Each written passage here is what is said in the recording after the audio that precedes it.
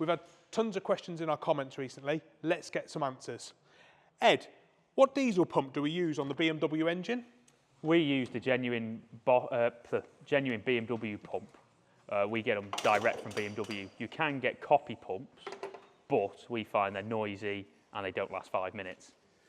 Okay, this was on the 5 reasons the BMW M57 is the perfect engine. Would that engine fit into a Series 3 Land Rover?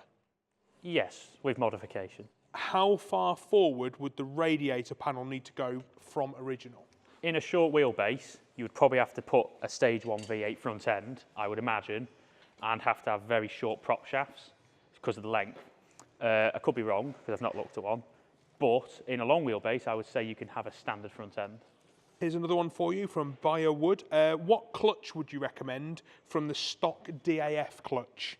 That was actually on a video about a Cummins install, which is we made quite a long time. I personally don't know. It'd be more speak to Dave on that one. That's one to ask Dave. Yeah. Okay, well, or maybe Darren. Darren? Darren, you'd have to get a clutch fix. Clutch then. Yeah, you could speak to Clutch Fix and they'd be able to design you one, or they'll have one, or be able to upgrade. So something very specific there. Yeah. Okay. What clutch would you recommend from the stock DAF clutch? So if you were going to upgrade, I'd recommend, for starters, it depends on what power you're going to be running. So if you're going to be running something over 400 horsepower, you want to be running something like a semi-organic, maybe half ceramic, half organic. The Yanks introduced it where one side's organic and the other side is ceramic, so you can actually have the engine braking feel. The Tractive suspension you showed us, is that the track line or the touring line? So what I showed you in my blue Bowler Defender is the touring line, but the track line is pretty much identical, just built a lot better. So it does everything that the track line does. If you want to go in depth on, what the capabilities are, I'd want to say that the track version is probably built a lot more versatile. It's like billet components, that kind of stuff. Now, we made a video only a couple of weeks ago called 5 Reasons Why the BMW M57 is the secret weapon for your Land Rover. Somebody's asking here, what's the ballpark total cost? So a rebuilt engine, we charge 25,000 plus VAT. If you want an automatic, you're knocking on the doors of 30,000 plus VAT, just because there's a lot more involved, and it costs about £5,000 to have an auto box recondition. I think in the same video, Ed gave us a bit of a tour of the engine bay, and we could see all the lovely pipes and stuff that have been made. Somebody's asking the question here, are you guys planning on selling a pipe set ready to fit?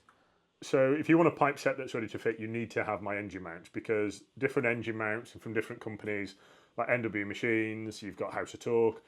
The engines, you'll notice, are all different rakes and different heights. And obviously, my radiator's here, my engine's here. We try and keep them all flat and keep them all parallel so they all look uniform.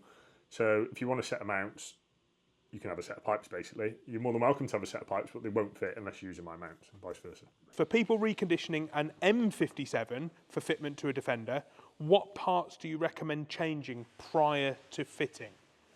Well, we replace everything. We start brand new loom, vacuum pump, everything. But if you wanted to do it on a cheaper scale, mainly is while you're at it, you'd replace the rock cover gasket, swill flap delete, and those sort of things. But we do it here is if you have a rebuilt recon engine, everything's brand new. What about to the Land Rover itself? Do we have to make any modifications to the chassis or the body panels or anything? Chassis work, you mainly just need to, if you buy Dave's bolt-in mount kit, you only have to do one bit of welding of the place, which we can obviously do if you can't weld, and then you can just bolt in everything straight onto your engine.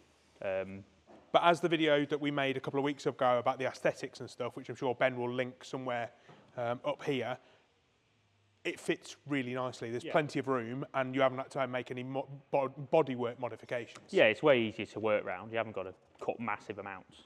Pete, one of the questions we've had is, what equipment do we use to weld the exhausts? TIG welder. This one is I've forgotten the exact model, but it's Is it by any chance a Magic Wave 230? It's a Fronius Magic Wave. Why do we use this? Why MIG welding for these? TIG welding. TIG welding? Yeah. There's a million different types of TIG welder out there. This is one of the better ones. all sorts of features. There's Bluetooth on it, so you can save settings. Water cooled, so if you're doing a lot of heavy gauge aluminium, the torch gets really hot, so it's perfect for that. Torch, I'm not fussy, to be honest. I use this one for stainless and this one for alley. And what's the difference between those then? Not a great deal. This is better for getting in angles because you can turn it anywhere you want. That you can turn it, but it's not as good. It's heavier. But it's good for welding really thick aluminium. I prefer it. So I got that wrong asking you about a MIG welder when it's actually a TIG welder, and that's because I make videos, but you're one of our fabricators here. What are the main differences between the two types of welding? The main one is looks. With a TIG welder, you get really nice shiny finish like that. MIG welding, it's a lot faster, but a lot of companies do MIG weld exhausts, but we like to make them as nice as possible. So we're TIG welding because it looks beautiful. Also, I would have said that's like a flatter weld than what I've seen maybe with a MIG welder. Also, I haven't got a piece at the moment, but when we're doing exhaust, we do what's called back purging. So we're filling the actual tube with the gas as well, with the argon, and then on the inside you get the weld exactly the same as the outside. If you don't back purge, you get it's like sugar crystals, and it weakens the weld. And I take it that's also really important in exhaust, where we're going to have gases flowing through it. We don't want to modify the inside of the pipe. No, exactly. So that helps with that. Oh, that's super. They're much stronger. They'll last forever. Oh, we'll let you get on with what you're welding here. Cool.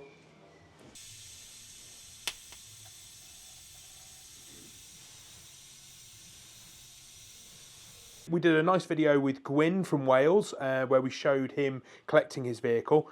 We've got an interesting question here. How do you get insurance for a vehicle with a different, more powerful spec engine?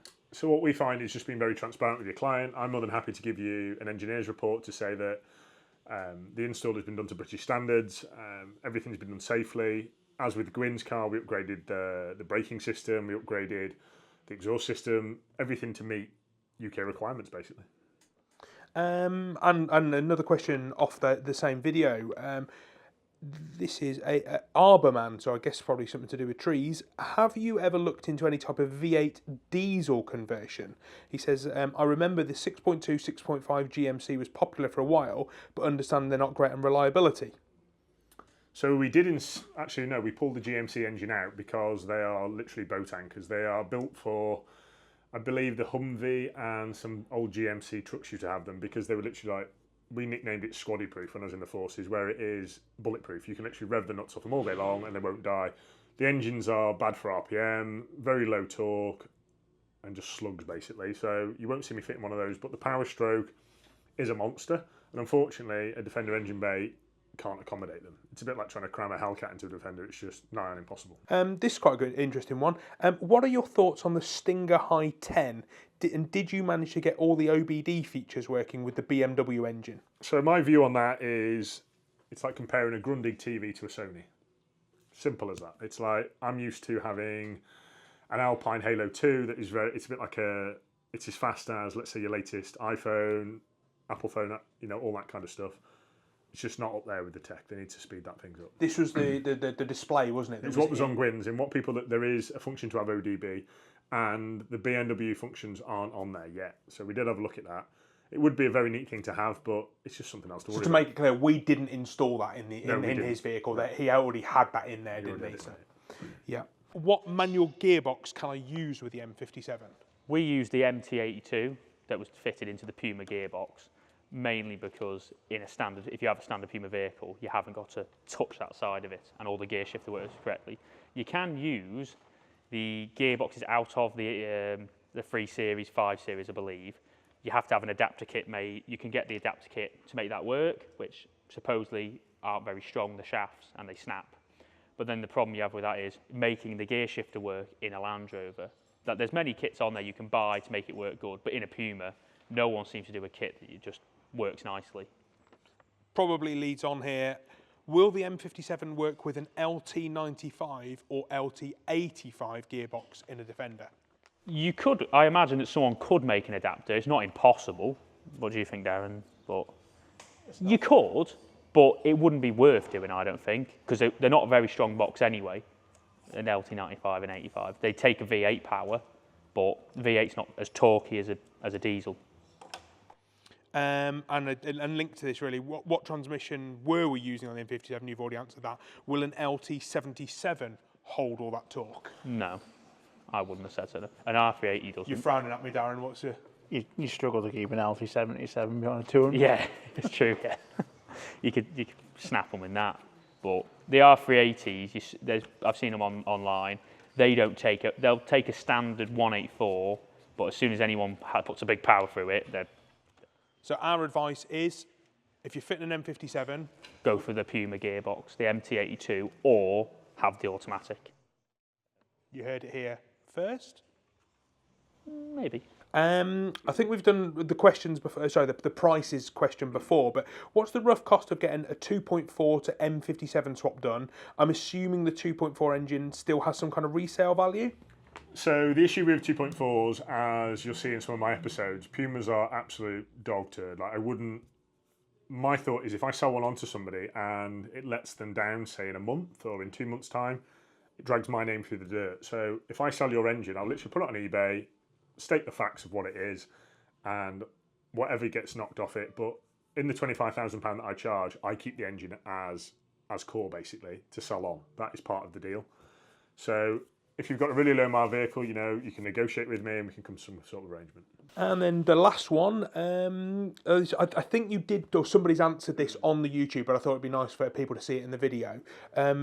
This is from Katie Hines. Mate, would you tell me who galvanises your parts, as they don't seem to suffer the all black ash problems that I always get? So, Shropshire Galvanise, that's who I use. And if I could show you a comment trail and a fallout trail that I've had with these guys, they've bent cap-ins, they've destroyed products, they've done all sorts of things, but they've also turned it around and done some impressive work for me. The green horrible snot you see is normally seam sealer that seeps out seams. It's normally wax in that horrible wax oil stuff that you know I hate. It's normally that when it creeps out the chassis and it just goes black. It's got to go somewhere and the zinc doesn't like it, so you just get black debris. The truth of the matter is, I believe if you want the ultimate finishes, take your parts already sandblasted or shot blasted to Shropshire Galvanise and just make sure you ask them to handle with care and look after it. So now I've got the director's mobile number and I tell him and give him a heads up when the parts are coming, and I ask him to ensure they don't get ran over and they get looked after. So I send them there in big 1-ton Dolabs so they can't get ran over basically, or fall off a pallet and get lost. So thanks for those questions, guys. Keep them coming. I'm always interested to know, or what you guys want to know about myself and the business.